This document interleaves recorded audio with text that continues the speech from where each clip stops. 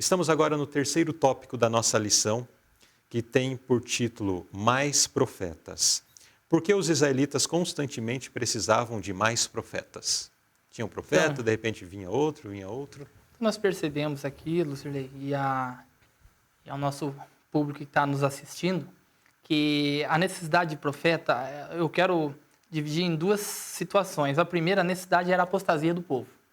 O povo apostatava, começava a voltar aos deuses, né, do Egito, e aí tinha necessidade de mais profetas. Agora, o mais profetas, aí eu quero pontuar algo importante da parte do nosso Deus. É a misericórdia de Deus, né? Sim. Misericórdia de Deus em mandar mais profetas. Porque se nós for ver a nossa situação, todo momento Deus fala conosco e nós moremos, aqueles que vão se perder, eles não vão chegar lá e falar, Senhor, o Senhor não me avisou. Porque profeta teve muito profeta. Não é isso?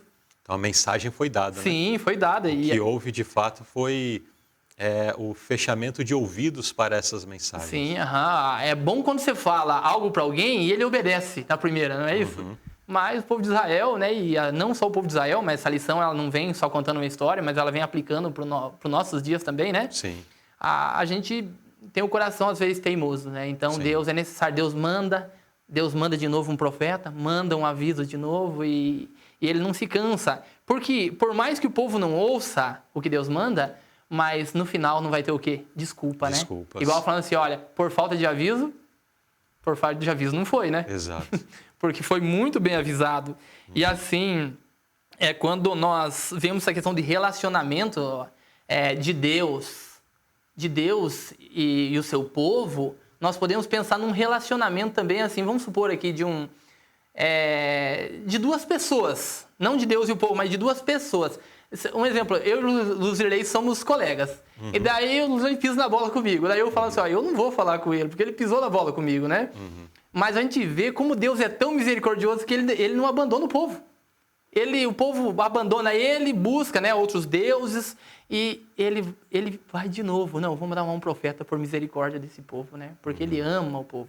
Exato. Interessante essa... Então, nós vemos que dessa forma, então, até uma frase na nota, né? Ele não abandonou totalmente seu povo, ele estava ali, enviando seu profeta, enviando uma reprovação, Sim. enviando uma palavra, convidando o povo ao arrependimento. E nisso nós percebemos o amor de Deus por seu povo, né? Sim. Por isso ele enviava seus profetas, seus mensageiros. Pergunta B, o que aconteceu quando eles mergulharam fundo demais na apostasia e por quê? Mas finalmente o processo... assim, avançou de tal forma que Deus tomou uma nova medida. Aqui a gente pode dizer assim, né? Assim, igual essa pergunta quer nos trazer uma resposta assim, o que aconteceu quando eles mergulharam? Então, o Deus não ouvir.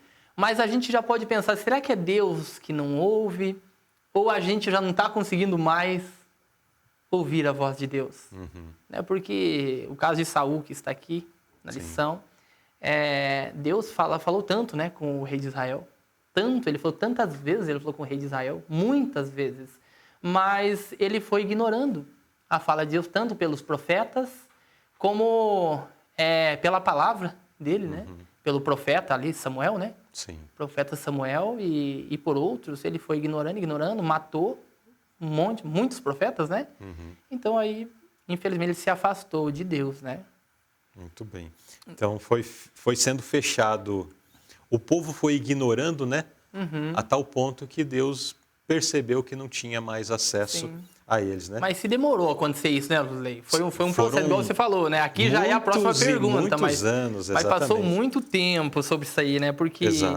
Porque a calamidade, ela não vem sem causa, né? Então, o povo foi tomando suas decisões, e aqui mais citando esse caso de Saul, que é o que fala em 1 Samuel, Deus não ouviu. E quando Deus não ouve, quando Deus não ouve a nossa oração, a gente ora para Deus, né, pedindo algo, e Deus não ouve, o que acontece? Às vezes não é o momento de Deus ouvir, não é o momento dele, ele está vendo que não é o melhor para você aquilo, pode ser isso. Pode ser também, você não está entendendo o que Deus está falando para você, às vezes ele já te disse. Muitas vezes. No passado. E você está de novo orando, querendo falar querendo que ele te dê a resposta do quê? Do seu coração. Né? A resposta que eu quero. E daí fala, não estou conseguindo ouvir. Era o caso, muitas vezes, até o caso de Saul, né? Ele queria algo, né? Mas Deus não queria que fosse aquilo. Isso. A última frase da nota diz assim, que sua própria teimosia e rebelião é que o separou de Deus. Sim. Então não é porque Deus falou, não, eu não quero mais se comunicar com o povo. É porque o povo se afastou em rebelião, dizendo, não queremos. E como que eles manifestavam isso? Além de fecharem seus ouvidos para a voz dos profetas, não se arrependendo, não se convertendo, eles ficavam de tal forma incomodados com o ministério dos profetas, com as palavras apresentadas pelos profetas, que eles mataram muitos deles. Derramaram sangue desses homens de Deus.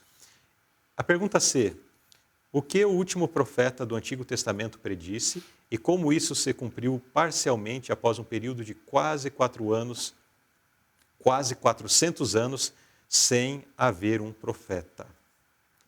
Então, ele disse o que o último profeta do Antigo Testamento predisse, né? Então, ele disse que viria quem? O profeta Elias. O profeta Elias. E quando que se cumpriu, né? Não exatamente o profeta Elias, no sentido de que ele ressuscitaria, ele, né? Sim. Mas alguém no mesmo espírito, alguém com uma missão semelhante, né? Importante a gente saber disso, né? Saber aplicar ali o que está escrito, né? Exato. Então, e aqui fala se cumpriu em parte, né? Não é isso? Em parte. Então, por quê? Então, quando veio João Batista, se cumpriu. E não é uma interpretação minha ou sua, Luzilei. É a palavra de Deus que diz, né? Exatamente. Está aqui em Mateus, né? 11, 14, né? Fala que Elias que havia de vir, quem era? João Batista. É João Batista, né? É este o Elias que haveria de vir. E aqui se cumpre em partes. Se cumpre em partes o que o profeta Malaquias disse, né? Nos versos apresentados aqui na lição. Muito bem. Então, ele era o preparador, né? O precursor do caminho de Cristo, né? Igual você já bem comentou aqui, falando que ele fez o quê? Ele pregava o arrependimento, né? Conversão, a preparação do caminho do Messias. Né? Exatamente. Então, nesse terceiro tópico, nós vimos que Deus ele foi insistente com o seu povo, mesmo havendo a rejeição, ele enviou mais profetas e mais profetas para chamá-los ao arrependimento. E, finalmente, quando Jesus estava prestes a iniciar seu ministério, também Deus, né, enviou mais um profeta para uma obra ali preparatória, então, para o ministério de Cristo.